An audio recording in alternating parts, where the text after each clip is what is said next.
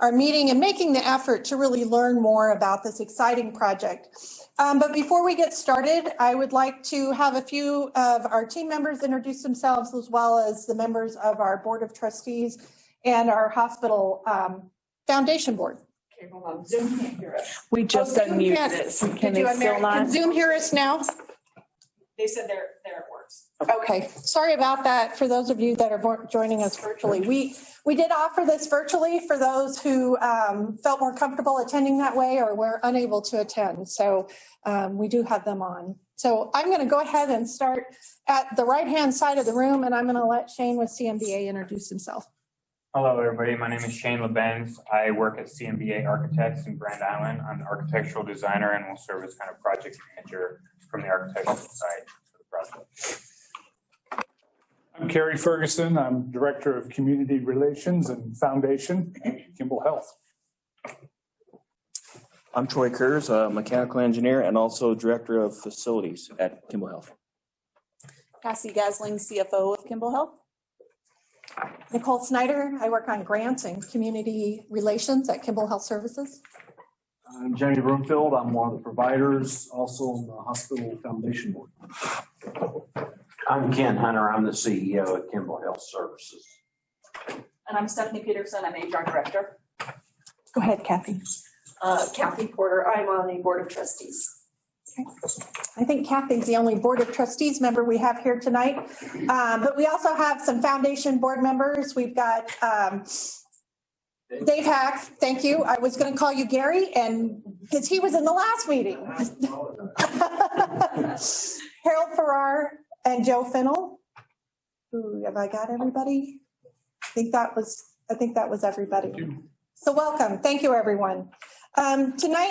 We will begin our presentation with a discussion of the project, why we feel the project is important, and our plans for financing. But before we get started tonight, I just have a couple of announcements. First of all, I project pretty well and Carrie projects pretty well, but if you do have difficulty hearing, you may want to move to the front. We don't have a speaker system here, but so please feel free to move forward. There are masks back by the door if you feel more comfortable wearing a mask. If you haven't found the cookies that Kim made for us tonight, there are cookies out back along with coffee and water. Please help yourself at the end of our presentation. If you need restrooms, you can just go out here to the lobby, to the far hall, and clear down to the end, and you can find the restrooms. And as I mentioned, we are offering this via Zoom tonight, so we do have folks that are joining us virtually. Okay, we will go through our presentation tonight, and we know many of you may have questions. So if you would please just hold your questions till the end, and then we would be happy to answer those. Okay. We'll get started. So in the 1940s, the citizens of Kimball County recognized the importance and the necessity of healthcare in their community, and they passed a $90,000 bond for the construction of a new hospital. It took several years, but in August of 1950, at a total cost of $223,000, the Kimball County Hospital was open for business. We are now known as Kimball Health Services, and we have been providing quality health care in our community in this same building for 70 years. Today, Kimball Health Services is a busy critical access hospital, which includes a rural health clinic in Kimball and a second rural health clinic in our Pine Bluffs location, which was opened in 2017. The hospital has only had one significant expansion and remodel project that has occurred, and that took place in 2002 at a cost of $2.33 million. And this was paid for entirely by Kimball Health Services through operation revenues. Okay, next slide, and I'm going to turn it over to Troy. All right, as Nicole stated, our humble beginnings began in the 50s, and along with that, a lot of the equipment that is installed or is in operation today is original equipment. That equipment is designed to last 20 to 30 years typically, so hats off to my predecessors in maintaining the facility. 70 years is a lot longer than 20 or 30. So what we're finding is a lot of that equipment is obviously obsolete and parts are hard to find. So we run a pretty high risk of having any failure to those systems would completely shut down the hospital for an extended length of time. So I keep my fingers crossed every day that that doesn't happen, but it's kind of like your car, you know, you can keep it well maintained, but sooner or later, you know that it's going to fail. Additionally, with the age of these systems, you know, although it's still operational, the design capacity that was originally intended to meet code criteria then, not code criteria now, has diminished. So we're not even getting the original capacity that those systems were designed to produce. And we see it, especially in our ORs during the summertime. It's really hard to keep those areas consistently at the code required temperature and humidity. We also run the risk of being shut down by local jurisdictions because we are not consistently code compliant in those areas. We've been fortunate over the years to have leniency from those jurisdictions, knowing that we have had plans to build a new facility. So we're getting by, but at some point in time, you know, the inspectors can't close a blind eye anymore and have to ask us to replace those systems. If we were required to do so, that will also require an extensive downtime. Lead times for equipment, even prior to COVID, were many months, and now it might even stretch into years. But so that's a huge impact of the hospital to have certain areas shut down, if not all of the hospital. The other thing is we're very physically constrained. So in order for us, if we were to make a replacement without a failure, we'd have to remove that equipment and would require another shutdown to replace.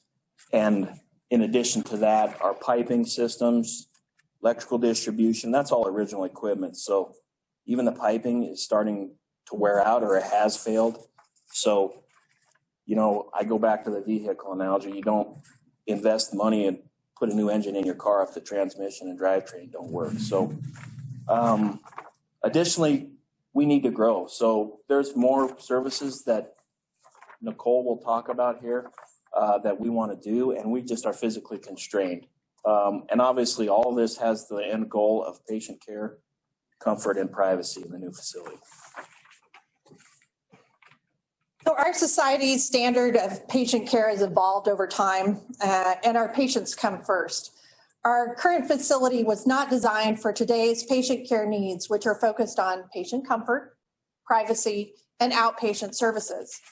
In addition, Kimball Health Services administration and staff has worked very hard to expand our services for our patients. These efforts have resulted in a significant amount of growth in the last 5 years. Our outpatient market share has increased from 52% to 63%. Hospital admissions are up 24%. Imaging services are up 50%. And very telling is the number of surgeries we did in 2016, which was 16. And in 2019, we did 303. The growth is coming from our ability to retain residents here at our current facilities, as well as increasing our ability to attract patients from larger markets such as Cheyenne, Wyoming. Patients are looking for more personalized experience, and we want to do more. We would like to expand our services to include things like orthopedic surgeries. Imagine if your mother or your father were able to stay in town and have their knee replacement. We'd like to see mammography. As women, it would be nice to be able to stay here and have that service completed. We're looking at chemotherapy options, cardiac rehab. All of these will allow patients to receive excellent care close to home. As we look to the future, Kimball Health Services needs to be prepared for the projected increase in population due to the upcoming missile project. And of course, of all this needs to be accomplished with a facility that enhances patient care, comfort, and privacy. But to do more, we need to be more. So after more than a year of researching and studying, Kimball Health Services is pleased to propose a new facility to be constructed at our North Campus location.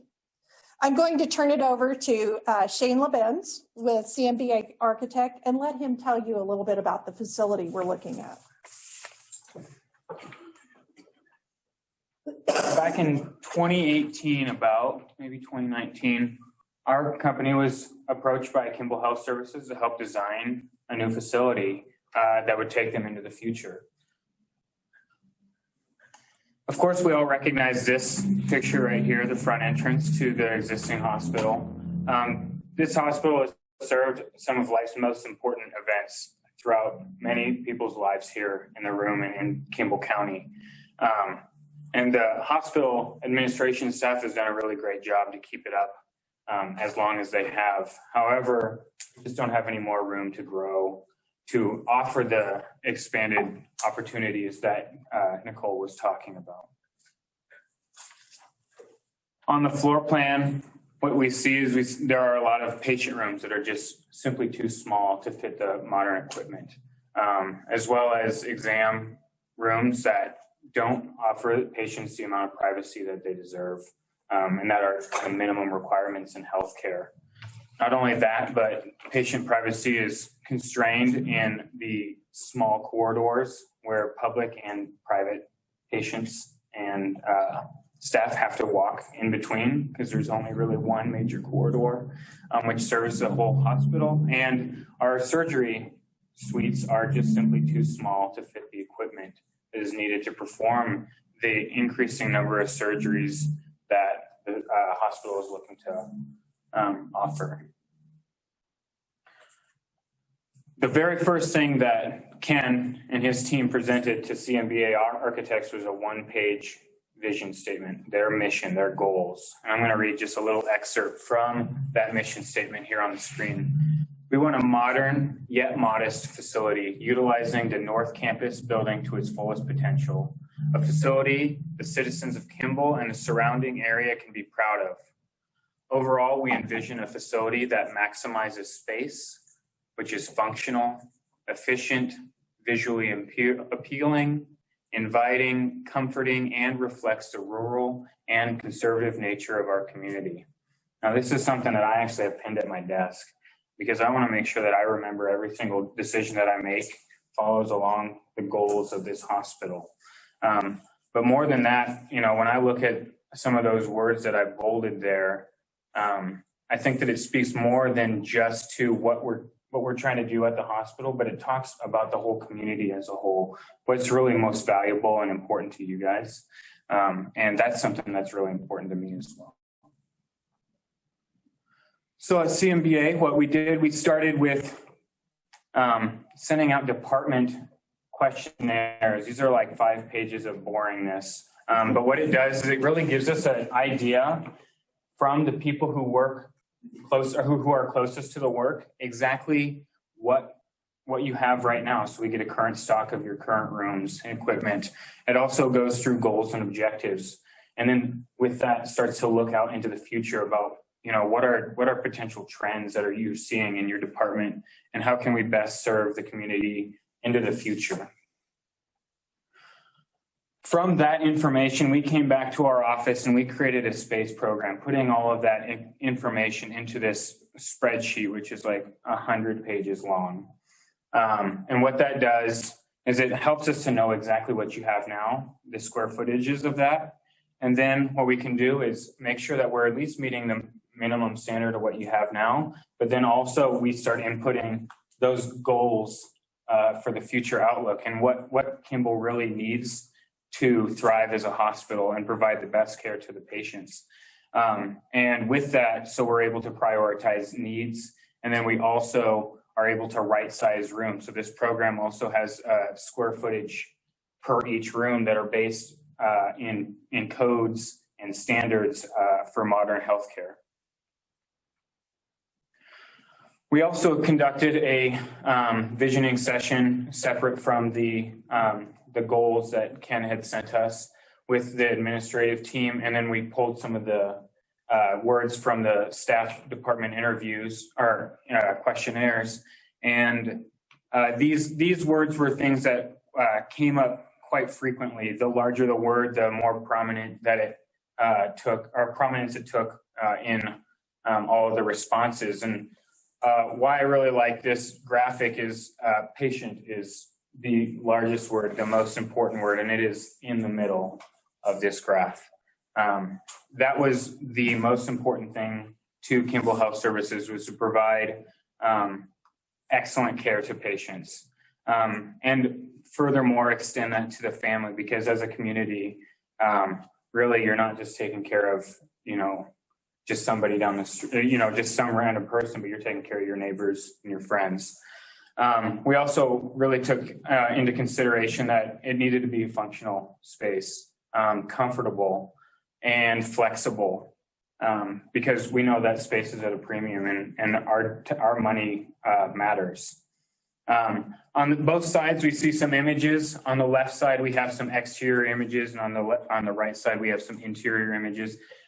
The staff had gone through about 500 separate images of hospital projects throughout the country to kind of give the design team a little bit of an idea about what kind of aesthetic they wanted to assign to these types of words that we have in the middle. And one thing that you can really pull out from a lot of these images is just how bright and open a lot of these spaces are.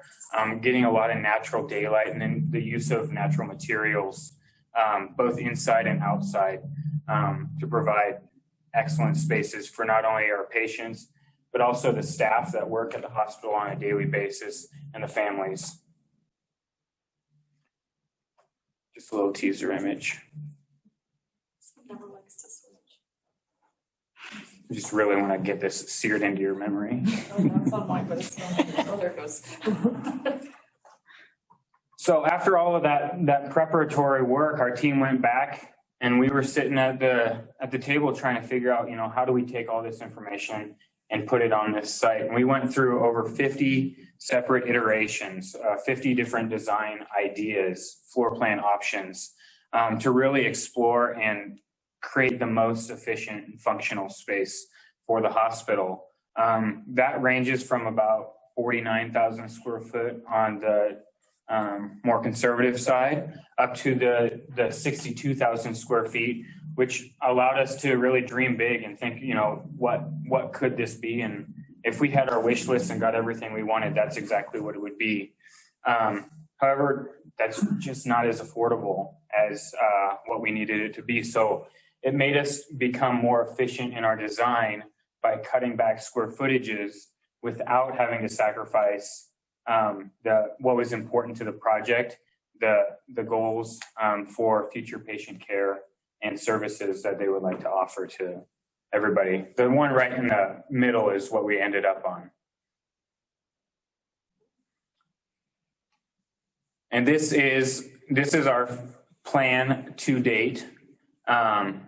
Square footages by department over on the right side. You can see they're separated into kind of a black and then kind of a lighter color of text. The black text is all the new construction, which I will come up and kind of show you. All of our new construction will be over here on the east and south side of the existing building. The existing school building is over here in the shaded portion. One way that we really broke this down was public and private and inpatient, outpatient, and what's on stage, off stage for staff and administration as well. So for orientation, up at the way top is Highway 30 with Webster Street off to the right and Howard Street to the left. So we would be coming in, the main entrance would be here off of 4th Street to a large open waiting room and lobby. On either side of that are outpatient physical therapy and occupational therapy gyms and a specialty clinic and rural health clinic. As we get further back in, it's a little bit more private, and we get into diagnostic and testing areas with imaging here in the middle, a laboratory, and surgery suite in the back, with our inpatient wings over here along the east side, and an emergency department up here at the top. In the shaded portion, we had we determined that because of the requirements, the loading, how heavy some of the equipment was and the size of it, that the existing facility was not able to carry those loads. And so what we did is we put a lot of the administrative and other services into that area, including administration offices, a boardroom, accounts and financing, some training rooms, and then mechanical and electrical and laundry up at the top. So here's just a little fly-by of the hospital. We're starting on Highway 30. You see the helicopter at the corner with ambulance and emergency services up at the northeast side. The patient wings, our patient rooms all facing out to the east. And as we come around the corner, we get a good look at the physical therapy gym and main entrance, and then back around this way to see the rural health and specialty clinics. One thing that was really very cool for me was seeing that message every day, what was important, the goals and vision of the hospital, and making sure, it's important for me to check and make sure that I'm hitting those goals. And so as I was putting together these next few images, the text that's included on these images actually came straight from that vision. So it served as a good way to remind myself or just make sure that I'm hitting the goals of the facility, the hospital. Here at the corner, we're just seeing the helipad and ambulance garage with the addition of a mobile imaging. It's a covered mobile imaging area, and so that will allow for better patient privacy and protection from elements, so that people aren't having to walk outside with their gown flowing open. As we come here, we have a bright red entrance for the emergency to really make it stick out from the building, especially when people are in a hurry and need to get to an emergency room. And then we move over and we're seeing a little bit of elevation of those patient rooms. And so you can see a little bit of the materials that we chose. Some of that brick is very similar to what's at the facility right now. And so using that same materials that's there, and then trying to incorporate other materials, natural materials with wood and stone, to represent the landscape here in western Nebraska. As we come around to the front, we're able to see some of those, a nice tall entrance with a covered canopy, a lot of large windows into the physical therapy gym, which lets a lot of natural light in, and it also allows our staff to see out and assist patients. Make sure they're safe. But it also has a circle drive leading to a very, very open and welcoming waiting area. So this is us standing at the front door looking in. As we look in, we were able to see some of that natural materials carried in. It's very modern, elegant. It also feels very welcoming. It's important, especially when you think about healthcare. Typically, I think about some really sterile, bland spaces, but we want to make sure that this feels inviting and that we want to make sure people feel at home.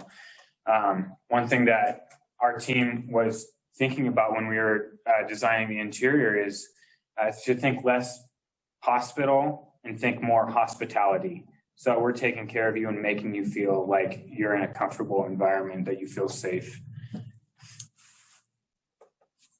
This is just looking back we're at the very front corner of the waiting room. You can see the reception desk. There's 3 separate private check-in areas to increase privacy. There's a little bit of a coffee kiosk in the back behind that fireplace. And this will also be a great ability to serve as a prominent foundation donor tree, so that we make sure that we recognize the amount of effort that has taken not only to bring the hospital to where it is now, but also to move it forward into this next phase. of his future. The rural health clinic will be compact and efficient, but it will also make sure to allow for the nursing staff and the providers better access to their patients with more space to do the roles that they need, that there's just simply not enough space to do right now. As we look into the physical therapy, occupational therapy gym, we'll include a walking track. You can see that in the middle, as well as in that back wall, you see a few doors. That's for private treatment areas, so that patients aren't being treated with curtains in the same area that we're providing other services. As we come around, you get a little bit better look back into, in the middle, there's a kitchenette, which will give patients the ability to practice life skills to get them to become more independent as they work on their road towards recovery and back to home. And then into the patient room, we wanted to make sure that we were still carrying some of that warm materials, and hospitals can get pretty messy with a lot of equipment, but we wanted to make sure that we separated patient areas from staff and provider areas, and then family areas. So everybody has a space in the room and can all move around very comfortably without bumping into each other. And then using, like I said, the warmer materials. To me, this looks a lot more like a hotel than it does a hospital, which is very important for, feeling more comfortable. And I think that will go a long way towards aiding in the recovery process. I'm going to turn it over to Troy. We're going back. Oh, going to Carrie. I'm sorry. We're messing with you here. It's okay. I have to appreciate your mentioning about the donor recognition tree being a prominent part of the hospital in the main area. I'm really appreciative of the fact that the coffee machine would be right around the corner from where the office would be. Yep. So I'm glad you have your priorities straight there, Shane. Just as long as you're making it every day. Absolutely. Well, there's lots of reasons why we do believe the time is now for this kind of a project for Kimball. There's the recent increase in the demand for medical services that's already been mentioned. There's the appreciable risk of mechanical failure that Troy's talked about. The fact that construction costs are on the rise. The fact that interest rates are really the lowest they've been in quite some time. That's all combined with the funding opportunities that are really unique to critical access hospitals. And Cassie's going to tell us a little bit more about that. That's very compelling. So we really believe that Kimball Health Services hasn't been in such a good position to do a project like this than it is right now. So a couple of other reasons to bring up, really because of the end of life state of the hospital, we are truly at more risk in our current facility than we would be with a new facility. We have to remain competitive in today's healthcare marketplace with modern facilities and equipment, or we really could be left behind and become irrelevant in the healthcare marketplace. And we have to be ready to meet the future demands, as has been mentioned, that U.S. Air Force missile project. That is a real project. It's going to happen, and we're excited to see how we might be able to capitalize on some of that for our hospital and for the good of the town. So there is much to be gained by building a new hospital in Kimball. There's that funding opportunity in which depreciation and interest costs and having Medicare help with that really is the key to the success of the project. It really is the most sound financial strategy that we believe we could have. This project will help us meet code compliance now and in the future, minimize service interruptions that you would naturally expect with a facility of the 1950s era. And really a project of this size would have a significant impact on the community during the 2-year construction project. We met with one of several prospective contractors this morning, and just talked a little bit about the literally hundreds of jobs that would be created, around the 200 during the project, and how that would multiply in the community. There's some average figures from an economic impact report of critical access hospitals in rural communities. This was put together by the National Center for Rural Health Works. And it says if just 10% of the construction wages are spent in Kimball County, we believe the county could expect about $700,000 in additional sales and services over the 2-year period. Also, being competitive in today's healthcare marketplace really means having a facility with room for additional services. And being competitive also means that we're able to continue to attract health providers, excellent health providers that really want to work in a facility that has modern, up-to-date equipment. I think we can all agree that Kimball is due and is ready for a win economic development-wise. And I think this hospital, this project would go a long way toward helping us in that arena. So with that, I'll shut up, and it's Cassie. Cassie has that financial formula I wanted you to hear about. So yeah, I'm going to talk a little bit about what our proposed financing is. The total estimated project cost is $32 million, and our plan is to fund 80% of that with a USDA guaranteed loan for $23.4 million approximate. And then we're looking at $6.4 million in bonds. Now, these would be general obligation bonds, which means there's low risk to the taxpayer. The only way that taxes would be raised is if the hospital were to default and not able to make their payments on them. But is in history, as Nicole talks about when we did the renovation in early 2000s, we did some bonds there, and the hospital was able to pay all of those off with their own revenues. We haven't had tax support in over 20 years, so we're pretty confident that we can continue to keep that trend going and make our payments. And then the other part of the financing plan is $2.2 million of a capital campaign and hospital equity and cash that's thrown in. And I'm going to let Carrie talk briefly about the capital campaign before I go further. Yes, earlier this year, the Hospital Foundation retained the services of Paul J. Strawhecker. They are a financial consultant, a financial campaign fundraising consultant.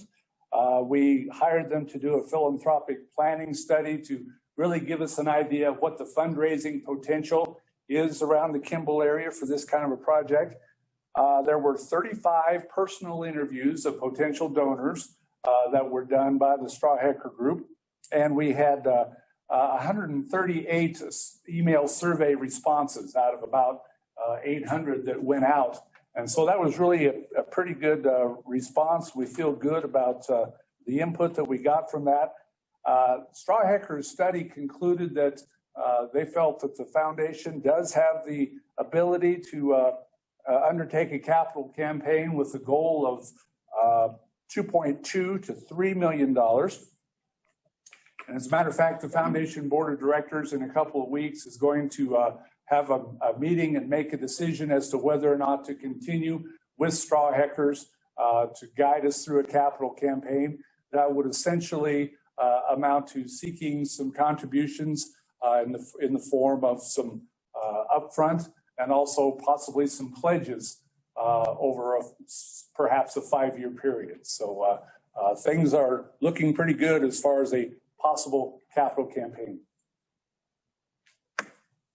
So part of the requirement for us to get the USDA loan for 80% is they require us to go out and get an independent feasibility study done. We use Syme Johnson, which is the same accounting firm that does our cost report and our audit each year. And there's two main numbers that USDA is really going to look at out of this feasibility study. That is the third and the fifth column over, those days cash on hand and the debt service coverage ratio. And the debt service is just our ability to pay our debt payments from our operating income. And they like to see that number at a 1.5 or higher. So you can see in year 2025, that's our first full year of operations, that debt service coverage ratio gets to 1.86, so well over that required 1.5. Now, if you look up a year at 2024, you're probably looking at that number thinking, oh, that's not close to that 1.5. In that year, we have some debt issuance costs. And then as Troy is going to talk a little bit later about what our plan is with the existing building, to be on the conservative side, we've built some cost in case we go the route of demolition of that building. So if I add both of those costs in 2024, that number actually jumps back up to 1.8. So we don't think that there'll be any concern there with USDA. And if you also look up at year 2022, you can see our cash drops pretty significantly from 2021. We received a bunch of funding during the COVID pandemic, and there's a lot of uncertainty with the government on whether we're going to be able to fully use that, if we're going to have to pay some back. So to be on the conservative side, we've built in paying $1 million of that back to the government. And then they have also given us Medicare advance payments, which is basically an advance of all of our Medicare payments. And we'll start paying those back in April. And by year 2022, those will be fully paid back to the government. That was just another way to help the hospitals get through the pandemic. Because you can see then in 2023, our cash back jumps back up and starts trending upward from there. Now, because we operate as a critical access hospital under the Medicare program, we are reimbursed based on cost. So that's where the government really helps us with these projects. All of the depreciation and interest associated with our new project is an allowable cost by Medicare and gets reimbursed. So if you think about the old building we're in right now, we've been in there for 70 years. There's very little depreciation. So we're not getting any benefit there from Medicare. Whereas with the new one, there'll be significant depreciation and there'll be significant interest. And so those are an allowable cost, which then Medicare turns around and reimburses us for. So you can see between our inpatient, swing bed, outpatient, and our RHC visits, where they go from 2021 currently to 2025. And that's just because those costs go into that calculation on what Medicare is going to pay us for each of those categories of patients as they come in. And this is a little picture just to kind of show it a little better. So this is all based on year 2025, the first full year. So you can see in the orange is the interest, and then the blue is the depreciation. The total of those is about 2.2 million. We are basically 55% Medicare. So of all of our patient base, about 55% of them that walk through the door are Medicare. So we're going to get basically 55% of those interest and depreciation costs paid back to us by Medicare. So then if you go over to the next column, you can see the total of the green and the yellow is our total debt payment for 2025. So Medicare is going to reimburse all but about 100,000 of those payments. Now, obviously that will trend down as your depreciation starts to get smaller and your interest starts to get smaller in years out. But by then we will have all those new services that'll be generating revenue, and we'll still be able to make those payments going forward. One other requirement of the feasibility study that USDA has is to do a sensitivity analysis. And there's a few different factors they look at. We were pretty conservative with the missile project. We didn't build a lot of increase in census just because of the unknown of it right now.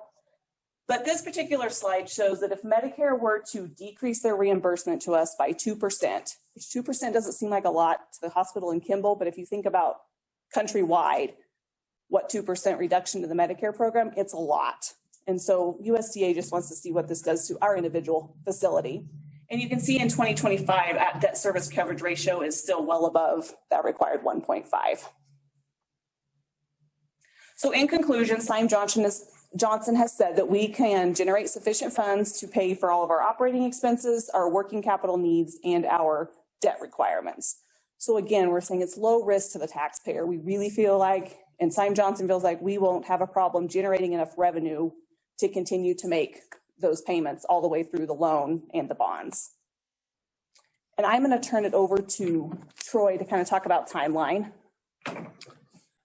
Okay, I want to back up just a little bit to talk a little bit about North Campus and the existing facility. Some of you are probably asking, you know, why do we want to repurpose or reuse that building that's also the same vintage as the hospital? Well, in discussions with our architects, structural engineers, and even contractors, that structure is a very viable structure. I think it was believed to be an originally constructed to be a nuclear shelter.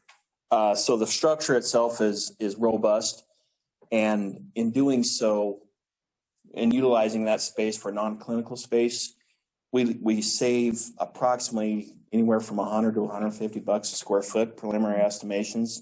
So that cast over 20,000 square feet is $2 million. That's a significant savings, and well worth our effort to try to repurpose that building.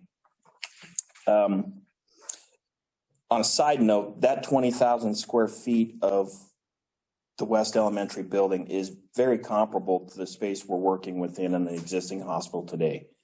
So the 20,000 a square foot combined with the 40,000 a square, we basically need 3 times of what we currently operate in to provide the level of healthcare that we desire to build. So moving into timeline,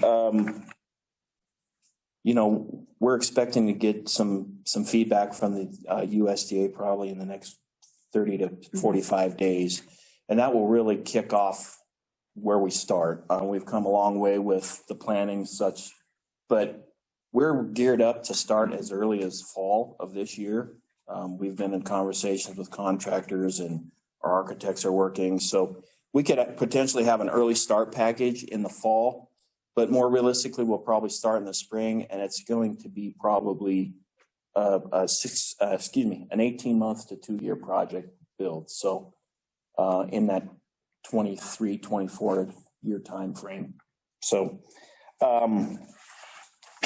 going back to, there's some thoughts, we're kicking around some options on what is going to be the disposition of the current facility we're in when we move into the new building. And, we've explored ideas and there may be an opportunity to repurpose that building. I don't know that that's the best option because they'll have the same challenges we have, of course. But ideally, I think what would benefit the community greatly would be to redo that whole lot. So it'd be demolition and potentially some single family or multifamily housing that could go into that spot.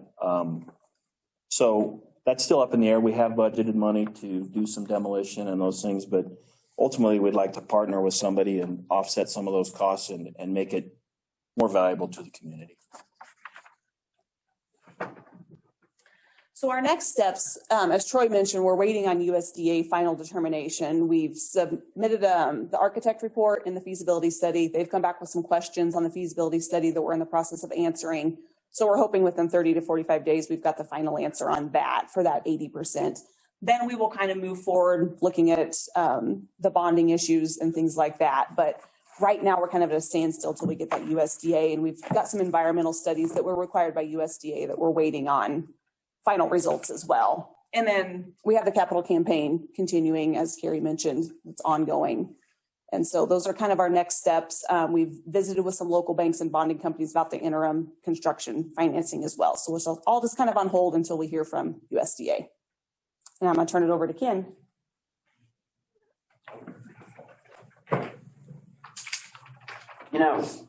One of the things we've discussed, and it's very difficult to anticipate it accurately, but we see this project as even bigger than just being the hospital. It's been a long time since we've had a big project here in Kimball. $32 million project, and there are various different calculators out there to say how much it helps the community, but it would be extremely significant. Another thing too is nowadays, and I think this has probably always been true, I'm not sure, but when we think about new, we really think about cleanliness, professionalism, high-tech technology, and so there's always a perception with new buildings, and nationally, the average is that if you open a new hospital, you automatically increase your business by 15%. And that's pretty much held up nationwide. Much easier to hire new staff with a new facility, particularly physicians and providers, and nurses too. Everybody would prefer to work in a newer environment, and I think that we would benefit from that. Nicole talked about new services, and I'm spend enough time on this, but we really want to have a women's health program. You can't hardly do that without mammography. We have nowhere to put it. Chemotherapy, Dr. Buerling is more than willing to work with us to at least do chemotherapy infusions and actually oversee that whole process. In fact, Dr. Broomfield works frequently with Dr. Buerling on local people that have contracted cancer. Cardiac rehab. We do cardiac strengthening now. It'd be much easier to do in a new facility. We don't really have room for it right now. Orthopedic surgery. We are in talks with some orthopedic surgeons right now. Our rooms are really not big enough to do many of the orthopedic surgeries, but they would be with the new hospital. And expanded surgical options, you know. We'd love to have a eyes, ear, nose, and throat position. You know how often kids need tubes in their ears and that type of thing. And really, it would be difficult for us to do in our current facility. You know, on a little softer note, I had the pleasure of really getting to know Dr. Plate. And Dr. Plate and I often talked about what the future held for Kimball. And, you know, of course, when he moved away, he went to an area to Ogallala, which I don't know if you've been through there lately, but it's just booming. But we often talked about it, and he recognized that a new facility was crucial. And we have a rich heritage of providing great care. You know, you go back and you look at Dr. Schamberg, and I never had the pleasure of knowing him, but I just know from what I'm told that he was a great physician. Came out of the Army and came straight here and helped many, many people. In fact, you know, my office is right across from the clinic, and I have a window in my office that looks out into the hallway. Well, that window was actually the nursery where you could view the babies. And, you know, every time I'm at a gathering, I sometimes ask how many people were born in this hospital. And it's always a lot. So our volumes have been very, very high in the past, and we look forward to them getting higher in the future. And, you know, thank you for coming. We've got time for any questions that you have, and I'll sit down. Okay. Before we move on to that, though, I would like to ask Dr. Broomfield if he would like to. I thought I was getting off here. No. So I brought an hour and a half of slides. It's going to be discussing some antiarrhythmic pharmacodynamics. It's not too boring. You'll really enjoy it. Seriously, I was actually late for the first meeting because I was over in Pine today, and I had the opportunity to see 17 folks, but 5 of those were new patients. And they all came from the Cheyenne and that part from Cheyenne over to Pine.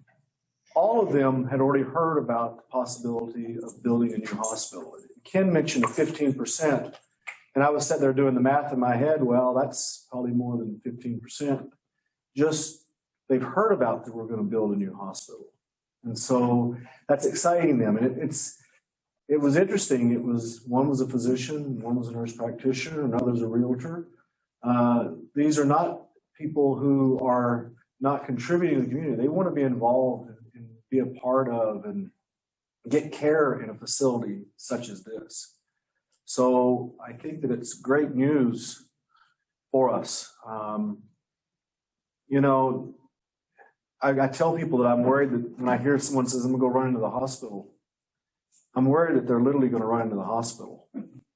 Because all we've got protecting the hospital is that sidewalk. It's about 6 feet across. And somebody's going to hit the gas one of these days instead of the brake, and they're going to be in a patient room.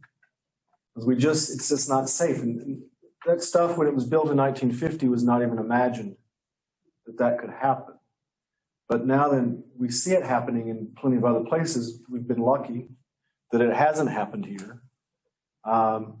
It was good to see that the patient rooms are on the other side of the building in this place, but there's a lot more space anyway. But, you know, you put one picture up there and it shows a grandfather walking out, and you don't say much about it, but he's talking about the structure. Grandfathering in is one of the things that we talk about. In this building, grandfather left a long time ago.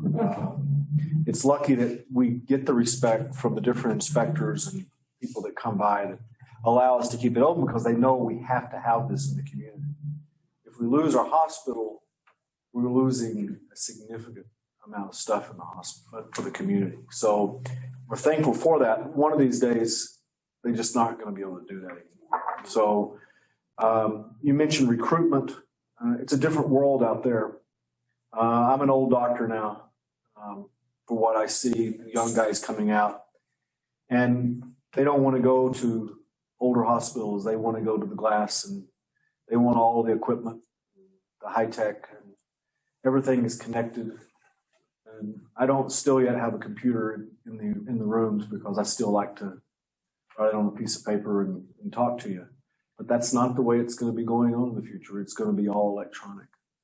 And we don't have the ability to do all electronic. We don't have the bandwidth. We don't have the wiring. We don't have anything that's necessary for that. And that's the way they're being trained now. And so whether I think it's a good thing or not is really immaterial. We've got to have that going forward, or we're not going to be able to hire the folks. So Thank you, Dr. Broomfield. Kathy, did you want to add anything tonight before we move to questions? Probably the only thing I want to add is that I hope the community really gets behind this project. I think it's very, very important, not only because of all the things that they've said here, but because of our population. We might be called a bedroom community, or we have a lot of seniors, we have older population. We need that health care. And when you don't have it, it'll hit you right away that you're going to miss it. And to not have it in a place like this, in a rural area, would be devastating for us, whether you know it or not. The only example I can give is from, I'm going to say it's been probably 15, 20 years ago anyway. Pine Bluffs lost their clinic, and all they had was just a little clinic.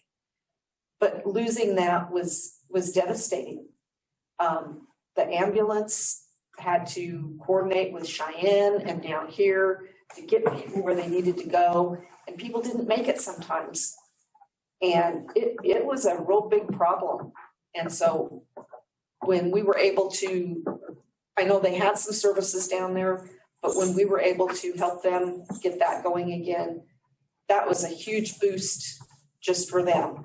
So to lose our hospital here would be, I don't know, 20, 50 fold. I don't know. But coupled with all of the people that are going to be coming in here, the missile is going to happen whether we like it or not. And that's going to just make it even more, that we need it even more. So I encourage you to support it. If you ever have any questions, any of these things are ready to answer those questions for you. Any questions at all? Thank you, Kathy. Okay, with that, we'll open it up for questions. And for those of you that are participating virtually tonight via Zoom, please feel free to input your questions into the chat, and Steph will keep track of those for us, and we'll get your questions answered. So does anyone have any questions this evening? I have one. Yes. Is this already done, sold, or does it have to be decided on still? Okay, the question was, and I'm going to repeat it so the folks that are joining us virtually can hear it. The question was is this project a done deal? Basically, are we set with it? Right now, we would need to have USDA approval. And I'm going to let, Ken usually has a really good response about where we're at with this project, with or without USDA. I'm not going to say the project would be impossible without USDA, but when we looked at private financing, they certainly, even though the interest rates were low, they wouldn't do as long as term of financing. We were looking at probably 40 years with USDA. No, the key thing is when we kicked off, this is in the proposal stage, and we're proposing it to the county commissioners. And we do have to have their approval for the plan to go forward. We have met with them and they've requested certain materials and we have supplied those.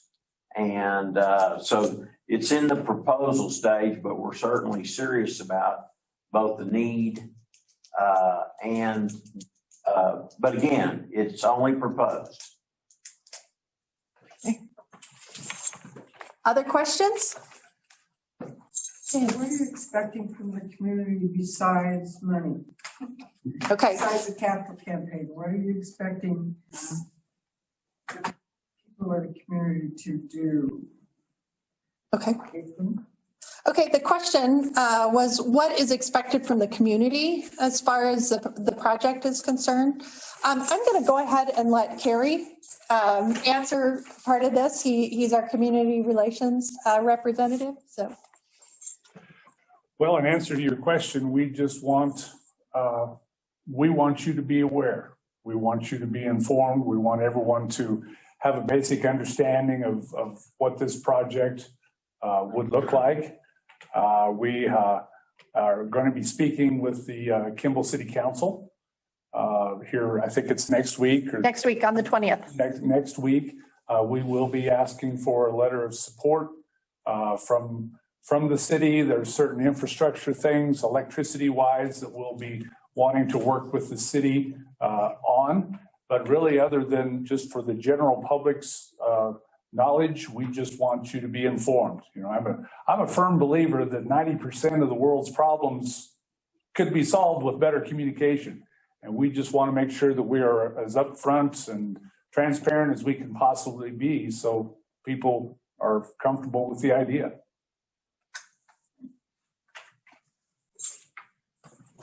Okay. Other questions? Okay.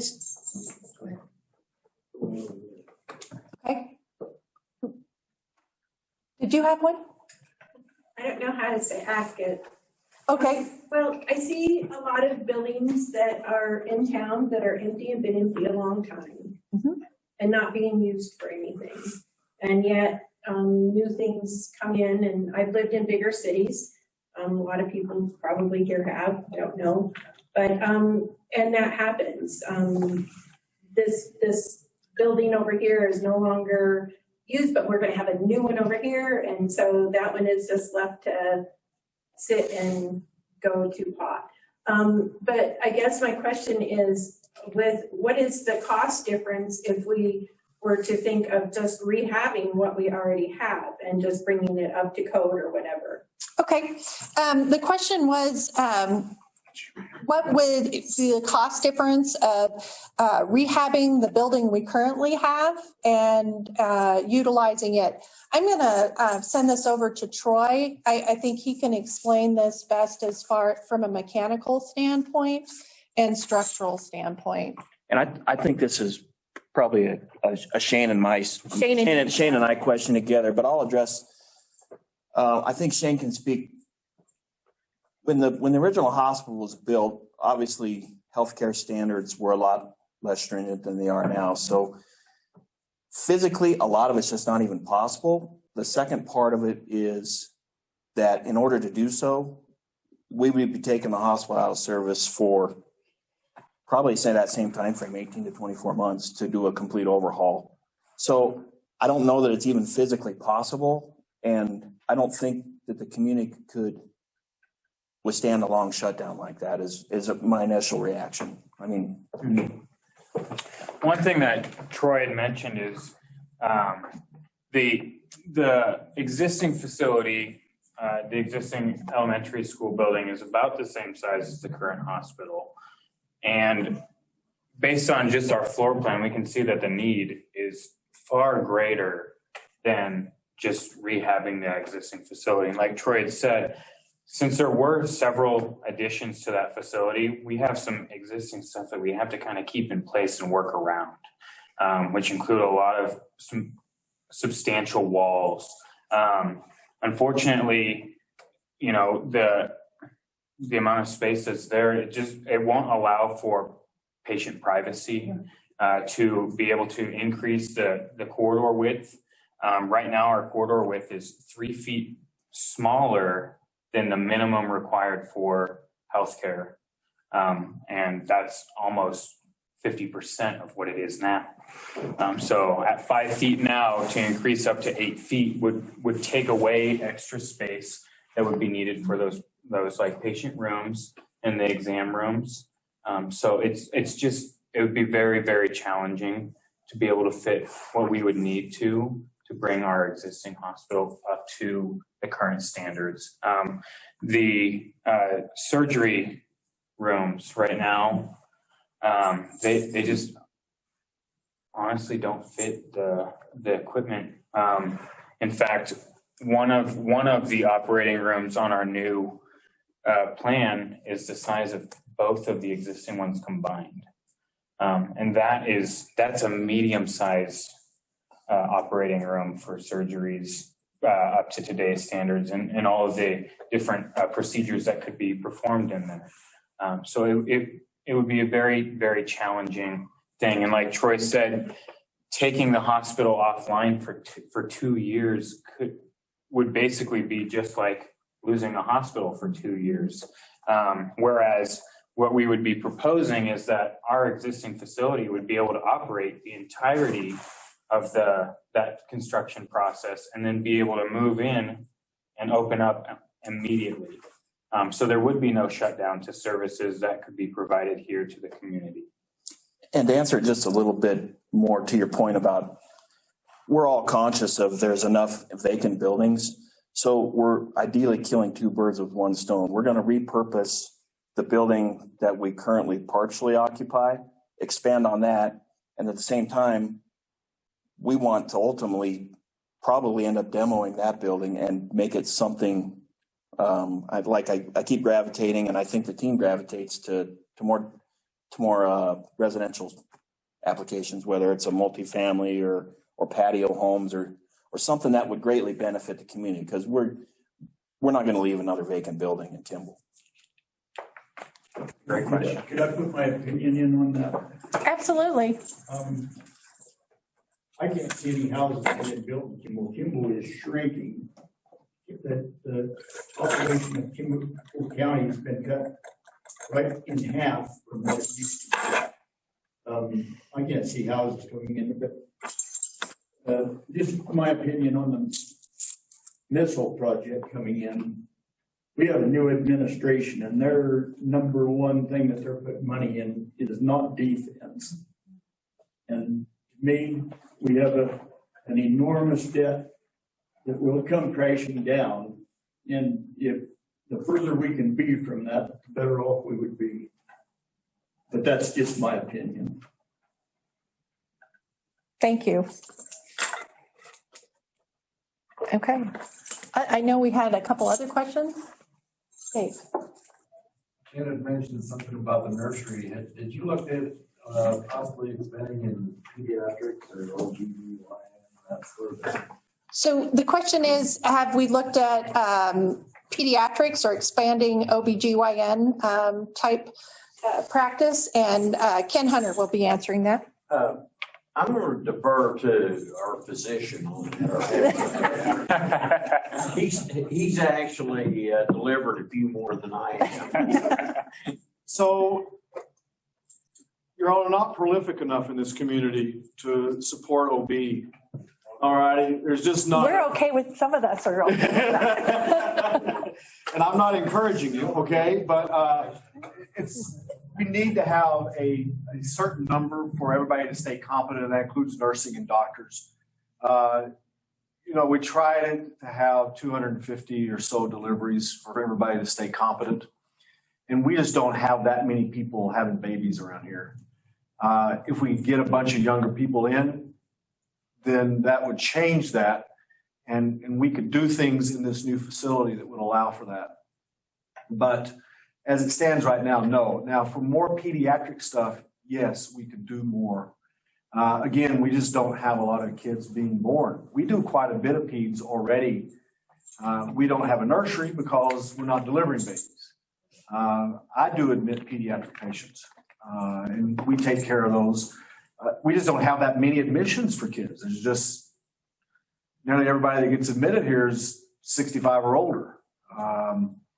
And that just goes with the age. But if we had it, yes, we will definitely do that, yes. OB, that's up to you guys, okay?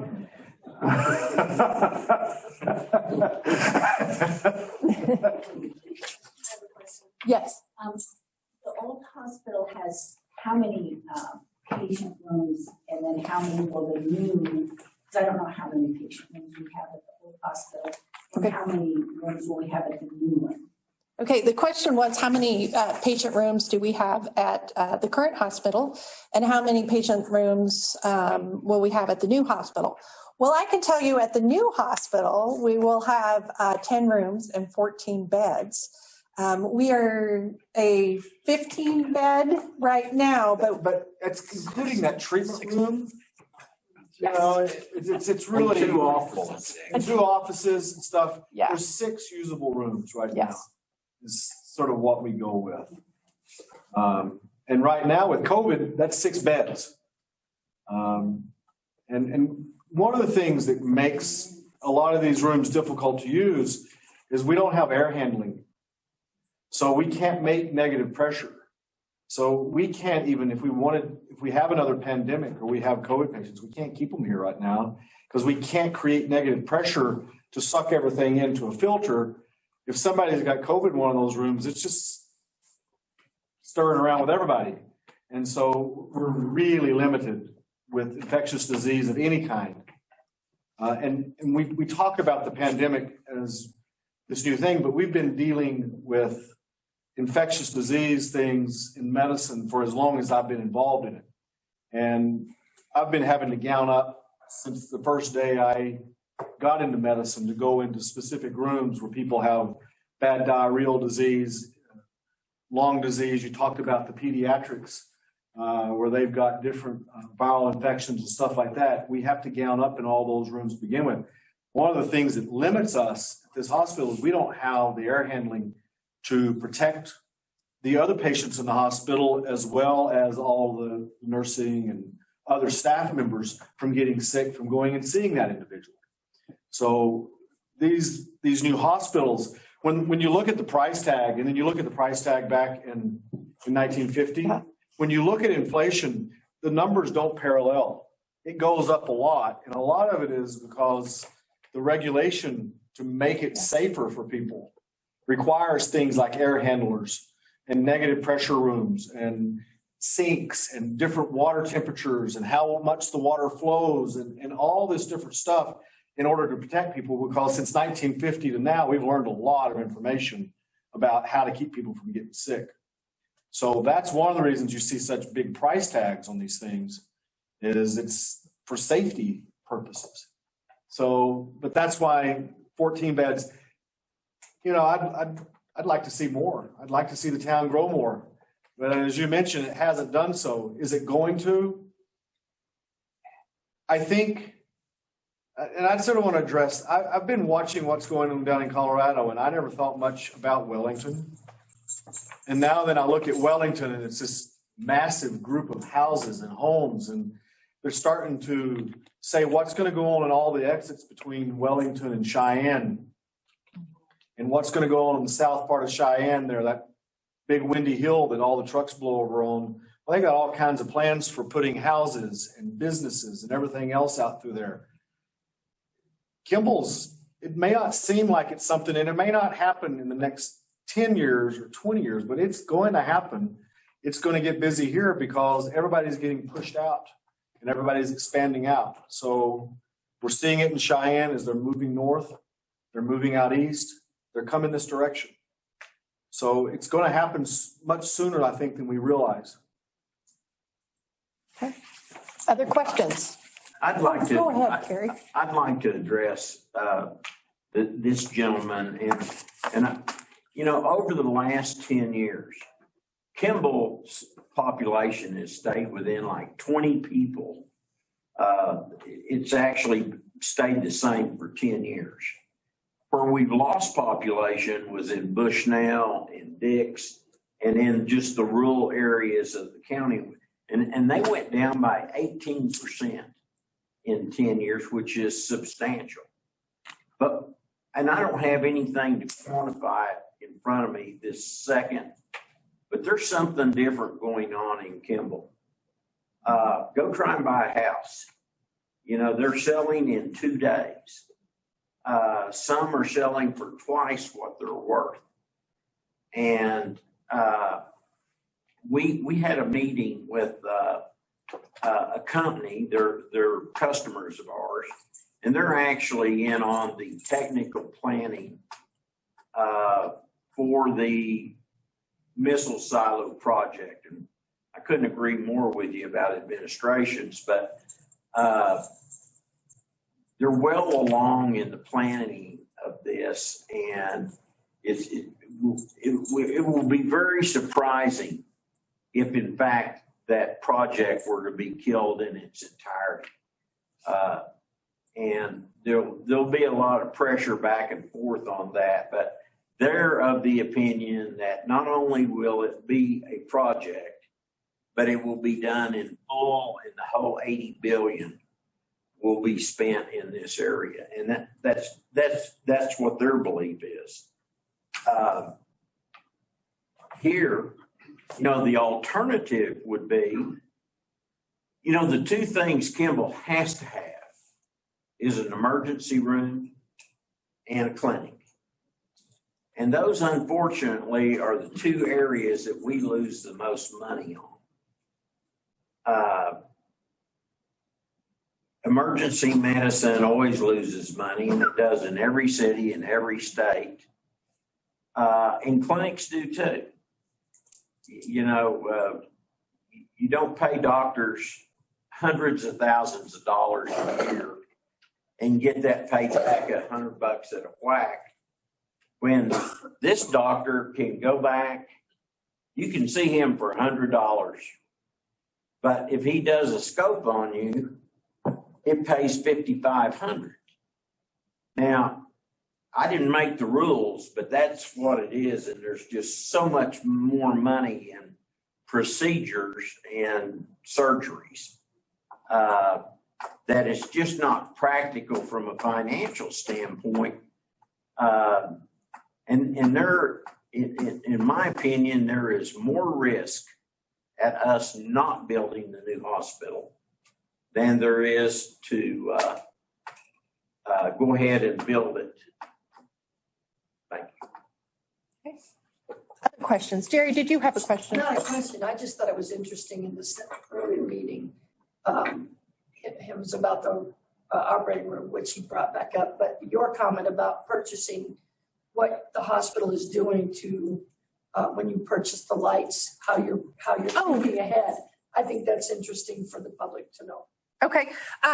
Jerry was talking about a comment we made in the previous meeting, and we were talking about equipment and how much equipment would be new and how much would be repurposed and some of those sorts of things. At this point, we are planning for a large percentage of our equipment to be new, but we will be moving some of our equipment across. For example, the foundation assisted us in getting some lights for the surgical room.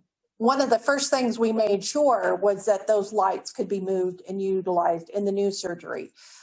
We've purchased a cardiac monitoring system that also will be able to be reused and moved to the new facility. So we've really taken a conscious effort for the last 3 to 5 years, really thinking about, okay, if we purchase a major piece of equipment, is it something that we can move? So I would tell everyone that is our plan. Other questions? Yes, Janet? This is kind of silly, maybe. Can you move the nursery window? It's gonna be in my office.